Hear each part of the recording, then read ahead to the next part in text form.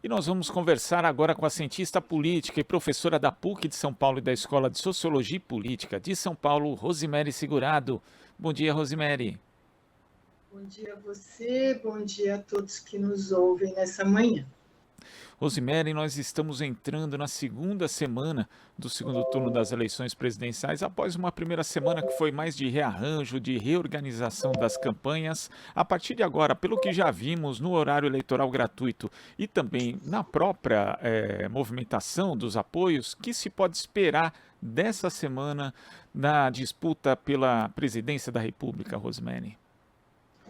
Bom, acho que, claro, né, eleição bastante intensa, né, aí com essa reconfiguração do tabuleiro pelos apoios, também por resultados de algumas pesquisas que saíram, né, Datafolha, IPEC, Quest, né, então eu acho que agora, né, foi o momento das campanhas olharem um pouco para o primeiro turno, para os resultados já, verem, né, potenciais de reconfiguração das estratégias de campanha para atuação em regiões ou em segmentos da população.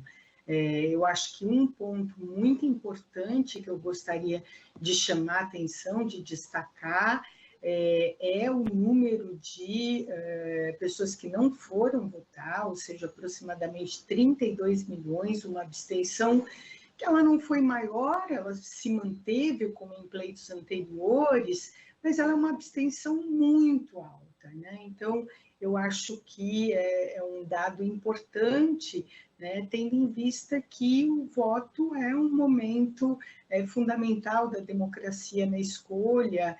Então, eu acho que as campanhas devem estar de olho nisso também, né? Eu gostaria também de destacar um pouco aqui, né? Eu acho que por parte do ex-presidente Lula, alguns apoios muito importantes do ponto de vista simbólico, como, por exemplo, o ex-presidente Fernando Henrique Cardoso, né, os economistas que foram responsáveis pela elaboração do Plano Real e talvez o apoio mais significativo, que foi o de Simone Tebet, que obteve uma votação muito importante e deu um apoio bastante contundente, né, dizendo que apoiaria e integraria a campanha, atividades da campanha. Também tivemos apoio importante do PDT e de Ciro Gomes, o PDT também dando essa sinalização de apoio, né, e de integração nas atividades da campanha. Por parte do presidente Bolsonaro, que nós vimos, né, apoio de governadores eleitos no primeiro turno, claro, apoios importantes, muitos que já estavam com ele, né, que já ou manifestavam explicitamente ou esconderam durante a campanha, como é o caso do governador eleito em Minas Gerais, Zema, e o que a gente vai precisar ver um pouco, principalmente do ponto de vista desses eleitos, o quanto eles vão se engajar efetivamente na campanha. Então, óbvio, a declaração de apoio ela é importante, né, e o presidente Bolsonaro conseguiu essas declarações, então acho que agora é qual o engajamento mais efetivo que esses apoios teriam na campanha, principalmente porque se nós formos pensar, diferentemente de São Paulo, na região sudeste, que nós vamos ter o segundo turno, quando temos o segundo turno, as campanhas estão mobilizadas, né, de ambos candidatos, então é mais comum que esse apoio se materialize em engajamento de atividades efetivas, né? Então, assim, acho que essas seriam algumas das primeiras questões, né, que eu gostaria de destacar a respeito dessa primeira semana de campanha. Agora, Rosemary, um tema que veio à tona, principalmente por conta da eleição de uma bancada de senadores que tem alguns integrantes que são também de extrema-direita, assim como o presidente da República, é a composição do Supremo Tribunal Federal. né, que existiria uma proposta para aumentar o número de juízes da corte, o que acabaria, de certa forma, neutralizando, inclusive, o poder da própria instância máxima do judiciário brasileiro. O próprio Bolsonaro disse à Veja que tem um projeto que já chegou a ele, e Hamilton Mourão, em mais de uma entrevista, falou a respeito disso também. Tudo sempre sob uma ótica de ameaça, ali velada ou não tão velada ao próprio Supremo. Como é que você vê essa possibilidade, Rosemary? Não, essa declaração é extremamente grave para a democracia brasileira. Eu acho, não é a primeira vez, acho que, na verdade, o presidente sempre mostra uma dificuldade muito grande em lidar com os demais poderes, quando os demais poderes têm posições, né, encaminhamentos divergentes do dele. Né? Eu acho que aqui um ponto que eu queria chamar muito a atenção, né, o risco gravíssimo dessa possível eleição do presidente Bolsonaro do ponto de vista do papel, né, das instituições e da independência e autonomia das instituições. Então, nós vimos que em alguns países que isso ocorreu, como, por exemplo, na Hungria, ou como, por exemplo, nos Estados Unidos, né, o que nós tivemos foi um desequilíbrio dos poderes. Né? Então, essas declarações de um judiciário para apoiá-lo é completamente infundado. Os poderes eles têm que ter independência entre si. E eu acho que, na verdade, assim, hoje lendo um artigo, né, no jornal, e um jornalista coloca uma coisa muito importante. Ele fala assim, bom, se Bolsonaro for eleito, ele vai ficar aí para sempre. Por quê? Porque, claro, alterando o judiciário, alterando a sua configuração, alterando a correlação de forças, ele que já dizia, né, nomeou juízes terrivelmente evangélicos, ele vai continuar nomeando pessoas alinhadas à sua posição política e que vão fazer aquilo que ele quiser. E aí o Senado tem um papel muito importante, porque até o presente momento ele tem uma certa maioria no Senado. Por que eu estou falando uma certa maioria? Muitos senadores eleitos são diretamente vinculados a ele, outras, né, ao Centrão, que nós sabemos se for o presidente Bolsonaro, evidentemente vai apoiá-lo em todas as suas iniciativas, mas se for o presidente Lula, pode ter uma postura diferente. Então, eu acho que o que nós estamos falando aqui, mais do que a composição do judiciário, é a autonomia dos poderes e os riscos claros à democracia nesse momento. Então, eu acho que é isso que está em jogo, e nós vemos que as declarações vão aumentando o tom, inclusive em um tom de ameaça, né, ao Supremo Tribunal Federal. Olha, estamos aqui, se vocês prestem atenção, porque se nós ganharmos, nós vamos ter vocês sob, né, o nosso comando. Isso não é uma declaração de candidato à presidência, isso não é uma declaração de alguém que tenha algum nível de apreço pela democracia e pela autonomia das instituições. É um momento extremamente preocupante o que estamos vivenciando agora.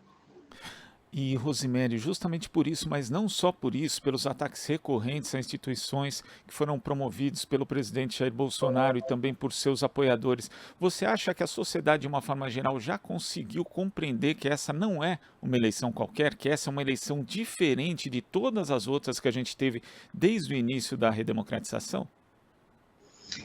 Olha, eu acho que uma parcela da sociedade, sim. Acho que uma parcela da sociedade compreende isso, né? E tem ido, né, a público declarar a defesa da democracia, para além, inclusive, né, de um apoio a uma certa candidatura, embora nós tenhamos que ser muito claros nesse segundo turno, né? Quer dizer, assim, a declaração de apoio à democracia hoje, como alguém pode se dizer favorável à democracia e apoiar alguém que tem declarações como essa do presidente Bolsonaro? É bastante difícil, né? Então, eu acho que o campo democrático, o campo progressista, precisa ampliar essa explicação, porque muitas pessoas, há um debate muito técnico, muitas vezes, porque, né, envolvem questões técnicas, né, de difícil compreensão para uma parcela significativa da população. E eu acho que uma coisa muito importante é que o presidente Bolsonaro, ele nessas eleições mostrou, inclusive, né, como ele pretende conduzir, né, a questão orçamentária do país, quer dizer, assim, deixou o orçamento nas mãos do Centrão, que inclusive favoreceu que muitos desses desses senadores e deputados eleitos, né, mostrassem essa configuração tão conservadora. Eu acho que isso é importante. O Centrão avalizou esse processo, mas a questão é que nós estamos num determinado momento que é preciso que fique claro para a população que a continuidade deste presidente, ela é um risco à democracia e ela é um risco para a própria economia do país. Então, eu sei que, né, os auxílios que foram distribuídos de última hora, né, às vésperas da eleição, de forma absolutamente inconstitucional, eles são fundamentais para uma população que está enfrentando níveis de inflação, né, para colocar comida na mesa muito importantes, né? Porém, o que pode acontecer? Nós podemos ter, né, uma escolha que esses benefícios concedidos agora terminarem, não há previsão orçamentária para a continuidade deles para o próximo ano, ou escolher alguém que efetivamente, né, tenha uma política pública que seja inclusiva e que pense, né, a longo prazo numa forma de diminuir, né, o sofrimento da população. Eu acho que isso ainda talvez não esteja totalmente claro e gostaria de chamar muito atenção para um outro aspecto, que é a produção e disseminação em massa de fake news e desinformação, intoxicando as pessoas nas redes sociais e fazendo com que elas tenham dificuldade, muitas vezes, de definir a sua escolha com informações claras, consistentes e baseadas em fatos, né? Nós estamos vendo isso, né? Quem acompanha esse debate nas redes sociais fica estarrecido com a baixa qualidade do debate político, né? E a maneira como, principalmente, apoiadores do presidente Bolsonaro usam essas redes para espalhar mentiras, boatos, discurso de ódio, estimular a violência entre as pessoas. É uma eleição dramática, é uma eleição como nunca vimos desde o período da redemocratização, e por isso ela precisa fazer com que a gente reflita, com que a gente pense ou repense as nossas escolhas, porque dela depende, né, os próximos anos da nossa estrutura democrática, da nossa dinâmica democrática. Estou muito preocupada, né, efetivamente preocupada com esse contexto que nós estamos vivendo de ameaça à democracia na atualidade. Acho que estamos todos, Rosemary. Quem não está preocupada porque não conseguiu entender ainda a situação em que o país está de fato. Rosemary, queria agradecer demais a sua participação aqui no Jornal Brasil Atual de hoje. Muito obrigado, até a próxima. Eu que agradeço, obrigada. E ouvintes, pensem bem, ainda temos tempo de tomar decisões que primem pela manutenção da democracia no nosso país. Bom dia e boa semana a todas e todos. Boa semana.